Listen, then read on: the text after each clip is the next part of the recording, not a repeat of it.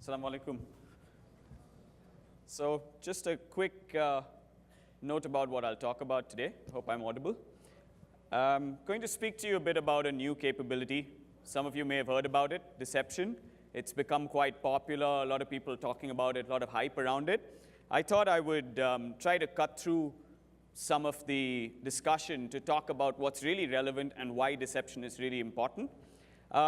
What reason do I have to actually talk about this besides running a deception company? I've been breaking into computer systems since I was about 15 years old. So I started my first cybersecurity company back in, I think, 2010. And we used to do high-end red team assessments. We still do them. And as part of that, we got really familiar with how to deal with the attacker's mindset. So we used to run big deception campaigns for our clients where we would show them how to use honeypots to actually detect the really serious attacker. We're not talking about the commodity threats. We're talking about the guy who makes your business, or your organization have a serious impact when he actually gets through. So that's what I'm going to try and talk to you a little bit about today. And I'm going to try to keep this as strategic as possible. I'm more than happy to deep dive into deception at even the most technical level. I'll be outside for most of the day today, so would love to continue the conversation. Unfortunately, this is a one-way discussion right now. So without further ado, let's start with a basic question. Companies the world over have been getting hacked time and time again, and that's the reason we're all sitting here. And my biggest problem is updating this slide, because every week there's someone new that I need to. I promise I didn't do anything.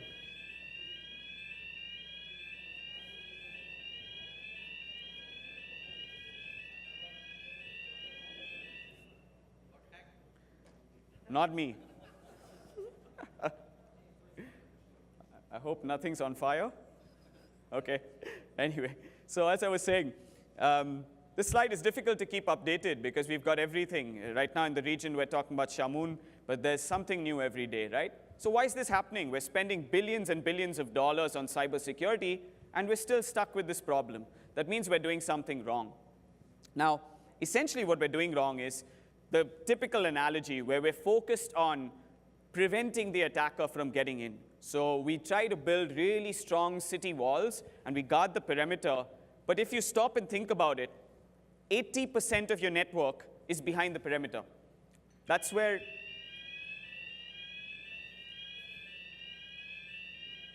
OK. Yeah. All right. OK. Well, back to what I was saying. 80% of your network is what you need to be monitoring, right? And why are we not able to monitor this? Because it's vast, it's complex, it's ever-changing. It's very difficult for organizations to have visibility behind the city gates. Now, that's what hackers like me have exploited for years. We get a single intrusion point. What's important to understand is an intrusion is not a data breach. An intrusion is just somebody clicks on a spear phishing email or link, and I get a foothold in your network. But this has not caused business impact yet. What I will do then is, for months, I will move around undetected, what's known as lateral movement, privilege escalation. You would have heard these terms probably before. And finally, I reach the point where I cause a breach. This is where you lose money, you lose face, you lose reputation. The attacker takes an action on objectives, right? We want to stop the attacker from getting from the first dot to the big dot at the end. That's all that we have to really do. But to do that, we have to change the way we think. We have to change how we actually approach this problem, because it's not working. Here's a couple of reasons why companies are not able to do it. One is they're focused on malware, right? And this is a big problem. Most attacks don't use malware, or if they use malware, they're using a customized, never-seen-before variant of malware. So you're never going to have much success with this approach. I have an analogy for this from airport security. When you go through the scanner, earlier they used to ask you to take off your shoes because somebody tried to carry something in their shoes. Then somebody tried something in their belt. And every time they keep changing it, and we keep trying to do different ways of detecting what the last guy did. If you keep trying to catch what the last person did, you'll never succeed. So if you focus on malware, you're going to face this problem. The modern attacker does not reuse malware in campaigns, or he doesn't even use malware at all. And I'll talk about that a little bit. So stop thinking about malware-focused approaches. The second you think about malware, think a little bit away from that. The third is, and I can see some faces already smiling, false positives. How many of you have a security operations center where you're tired of the false positives? Yeah, right? So the statistics keep ranging. Some people say only 4% of alerts are actually meaningful alerts, but that's still a really bad number. If your analysts are getting so much bad data that they can't make decisions, it leads to what's called event fatigue. There's too many things for them to chase. None of them are reals. They're all ghosts, so they're paralyzed with the amount of data that they're getting. As a result, they miss that one RDP connection among thousands of connections in your network, and that's when game over. The attacker has won. So you need to find something which is not focused on malware, point one, gives you internal visibility, point two, and stops giving you false positives. So you need something which is able to reliably extract the signal from all the noise. So it's very clear that we're not able to do that. We've not been winning. We've been losing, for sure. Anybody who's, I'm a cybersecurity professional, we're losing, for sure. So let's do it differently. Let's use a tactic that has worked since time immemorial. We will use what the attacker uses against us, which is human psychology. When the attacker breaks into your network, he's actually on the back foot. He's learning about your network. If I were to ask any of you, what's the IP address of your core server right now? Most people wouldn't know. You'd have to go and find it, look it up in an asset inventory. Imagine I'm an attacker sitting somewhere across the world, even with the best info and intel. I am on your turf, so let's not make it easy. Let's use human psychology against the attacker, because just like we keep saying in security, the human being is the weakest link, even for the attacker, the human being is the weakest link. He has goals, he has motivations. And we've actually stolen this very easily from the military. So our friends in the defense forces already know this. They've studied military deception for the last 2,000 odd years. Everyone from Genghis Khan to Napoleon to any major general has used deception successfully to defeat their opponent. So why don't we use it in cybersecurity? It's a natural transition of where we should be going. The problem is this has been hard to do before, and now it's possible to do it easily. So what are the benefits of deception? The first is you no longer have to worry about false positives. Why is that? Because when you create deception, you create decoys, honeypots, whatever you want to call them, you create traps in your network. Any activity that reaches the trap, by definition, is suspicious. Because nobody, no real user, should ever go for the fake information. So this means when a deception trap gets an alert, it's a very high severity alert. It means that it's definitely something going wrong in your network. This means no more event fatigue, no more data paralysis, no more trying to find that one RDP connection. The hacker has just come and told you exactly where he is. That's a beautiful increase in your capability. The second one is, and this is actually something I really believe in, deception gives you the highest impact. When you're punching the attacker back, you want to hit him as hard as you can, right? So what we have in incident response is called the pyramid of pain. What that basically means is, from the bottom to the top, everything that I know about the attacker and how much it hurts him. So if I know, the hash of a malware he used, great, not difficult. I can change one bit in that binary, and suddenly your hash is useless. If I know the attacker's IP address, great. He's going to use a new IP address. Not a big problem. Domain name, not a big problem. As you go up the chain, though, it starts going up to what are called TTPs, techniques, tactics, and procedures. This is how the hacker has actually thought about a campaign. It's not about his specific tools. And when you're able to understand his TTPs, which deception lets you do, you send him back to the drawing board because his whole strategy has gone.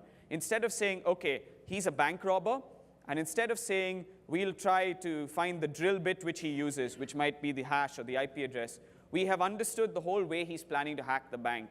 He'll come in on a Tuesday morning. He'll rent a house across the road from the bank. So when we know all this about him at that level, very difficult for him. He has to reset his whole thinking. Now, how does deception let you do this? Because when the hacker interacts with your deception, with your decoy, your trap, he's showing you his cards. He's giving away his TTPs because he thinks he's really breaking into the real thing. So each time he interacts with it, every additional thing he does with the decoy, you learn more about him, and you move up the pyramid of pain so you can reset him back to the drawing board. Now, this is all good to do, but you have to be able to do it correctly. one of the first questions I get asked about deception is it a commodity capability? Can I just plug in a box and start it and say go? You can't. Anyone who tells you that, they're wrong. Deception has to be thought through. There's a strategy. There's a way of thinking. If I place the wrong decoys in the wrong places, it's useless. So you need to have a combination of tool plus strategy and thinking, right?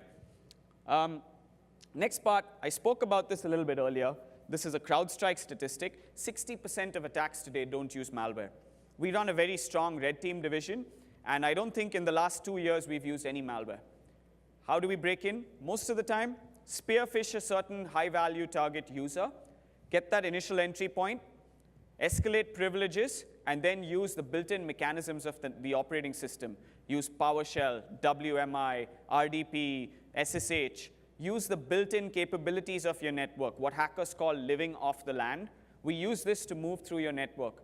I don't ever want to put a binary on your system. The second I put malicious code on your system, I'm giving you a big red flag that I'm there. The modern attacker does not like to use malware. Malware may be used in the last phase of his attack only to take an action, to scrape credit card information, to encrypt hard drives. But he's already reached that point without malware. And if you're trying to catch him there, you're already too late. Last one, deception is one of the only solutions that can actually cover the entire kill chain. Right from external reconnaissance before the attack even begins, all the way down to the last moment when the guy is taking an action on your objectives, you can actually use different types of deception, and I can walk through, the different types that are there. I give a challenge to, each time I present, that I can show you how to implement deception spending $0, completely for free, with open source stuff, with the right strategy. I'll come to questions in a minute, yeah? So you don't need to really think about deception in terms of tools. Think about deception in terms of strategy. If I had to kind of sum up how you should look at deception, for one, stop trying to prevent the initial intrusion. It's sad to think this way, but this is how you must think. The initial intrusion will happen. You cannot keep every door shut every single day of the week. Not possible, right? The second is, think proactively about your defense. Don't be reactive. Don't say, like the airport security analogy, don't try to stop what just happened last time. Try to think of what's going to happen next. And don't waste time on false positives. If you're getting 200 alerts from your SOC and you're analyzing only 4 of them in the month, rethink how you're doing that, because that's wasting your security team's time, right? And lastly, don't focus on malware. Try to adopt a malware-free strategy to your defense, because you will finally succeed with that. So how can you stop doing this? Stop the process of lateral movement and privilege escalation so the initial intrusion does not become a final breach. The second is, if you have a red team internally or externally, make them work with the defense team. So put adversarial thinking in your defensive team. If you're not already doing this, do it immediately when you go back tomorrow. Because today, the modern defender doesn't know much about how the modern attack happens. So you need to combine those two teams, red and blue, and have a purple team which understands the offensive and defensive side. Think about what the attacker is going to go for. That's his intent, not his tools. Don't focus on whether he used Mimikatz or PowerShell or WinRM. Focus on what he's after in your organization and think about that. Start with a basic question. How do I make money? How do I lose money? How do I get hurt in front of the external world? If you start with this question, you know what the attacker is after. And lastly, construct your own deception threat model. Think about if someone broke into your network, how could you deceive them? Where would you layer the deception? What would they attack? So how do you create, what would need to be fake? Where would it be placed? And how would you get to know immediately? If you can construct this mental map, and it's pretty easy to do, we have some templates for how you can think about it, you will have a very good idea of whether deception is the right fit for you. And deception fits for 2 types of organizations: the really mature guys and the guys who are at a point where they've done some stuff, but they want to get way ahead in targeted attack detection, but they don't want to buy 20 different solutions and try to make them work. For both these types of people, deception works extremely well. So that's essentially what I had to kind of cover. My email address is actually wrong there, but you can follow me on Twitter. And I can answer questions from the audience as well. I think gentleman there, I don't know how good I am on time though.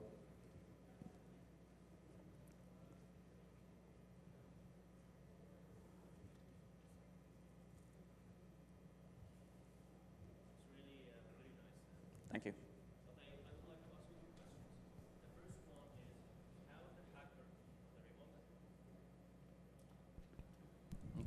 How the remote attacker will escalate the privileges, okay, of a remote operating system without giving some kind of a malware or a DLL or Java applets or thick client code. The second question depends on the first question answer, okay? How do you deal with anti-virtualization techniques? Okay, they're both very good questions. So his first question was, how can a modern attacker escalate privileges on a system without actually using malicious code?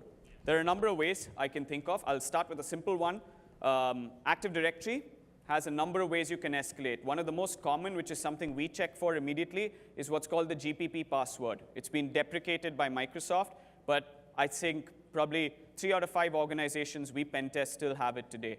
So the GPP password is used to set the local admin password on a number of systems, right? It's configured in group policy, and it looks encrypted. It's stored in a normal share, the sysvol share, which can be accessed by a domain user.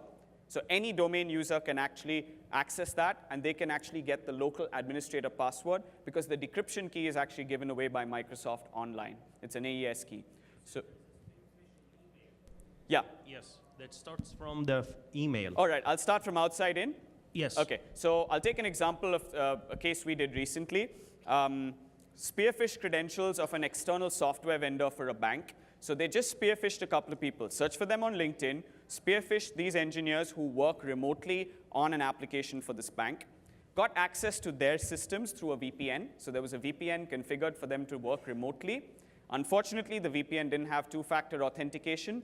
They ended up on a UAT server that these particular software developers are working on. So stolen phished credentials, password reuse, come in over the VPN, and I'm sitting on a UAT staging server in this bank. Now from here, I need to escalate privileges to get to, say, domain administrator.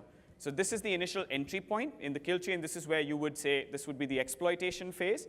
And now you're sitting at the UAT server. So your entry point has been phished credentials over a VPN.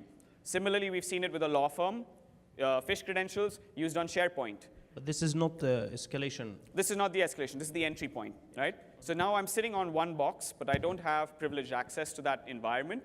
But now is where I can try the different techniques, one being, say, GPP password. Another could be, for example, you'll be surprised at the number of people who leave stuff lying around in file shares. So a quick look at the network. In most places, you'll find somebody's got an Excel file saved somewhere which has credentials to a number of systems. Many places, we found deprecated service accounts with organization name @123. It works time and time again. So there are numerous ways that you can, and your question was very good, how can you escalate privilege without malicious code? There are a number of ways you can do it. There are also other ways which we've seen. For example, little PowerShell script, which just starts popping up an error to the user. It's so basic. What does the user do? Pop-up box comes in, system removed from domain. He calls his IT administrator who comes and types the password. PowerShell recording that text in that dialog box. So there are a number of ways. That was your the first question, right? The second question. Anti-virtualization. Yeah, the last level of a hacking attempt is to inject a backdoor or something for the hacker to easily come in without reinventing the wheel each time. Yes. So some of malicious codes right now in the market, rootkits, they call it, okay, can detect if it runs on a virtual machine and stop working. Yeah. In Smokescreen, how do you deal with these scenarios? And what techniques are you using? So there are a couple of things that you can do here. One is think about deception the other way. If malware refuses to execute in a virtualized environment, I would say that if you wanted to be deceptive, why don't you make all your endpoints look like they're virtualized? I've seen basically an example of this where create registry keys that look like VMware or VirtualBox. You'll find most of the VM-aware malware suddenly doesn't run. So I'm giving you another example of how you can use deception to suddenly inoculate all your endpoints against VM-aware malware, right? But your question was slightly different. There are two ways we deal with this. The first is we can deal with real operating systems themselves. So we can ensure that what the attacker sees is not virtual. There's some of the underlying technology that we use. We use a variant of BSD Unix, which we've built. So that gives us certain advantages as far as virtualization goes. So we're no longer analogous to VMware, VirtualBox, KVM, Zen, those sort of virtualization platforms. We use certain native capabilities, but that's more specific to my product. I would say in terms of deception platforms in general, dealing with anti-VM techniques, very often they don't.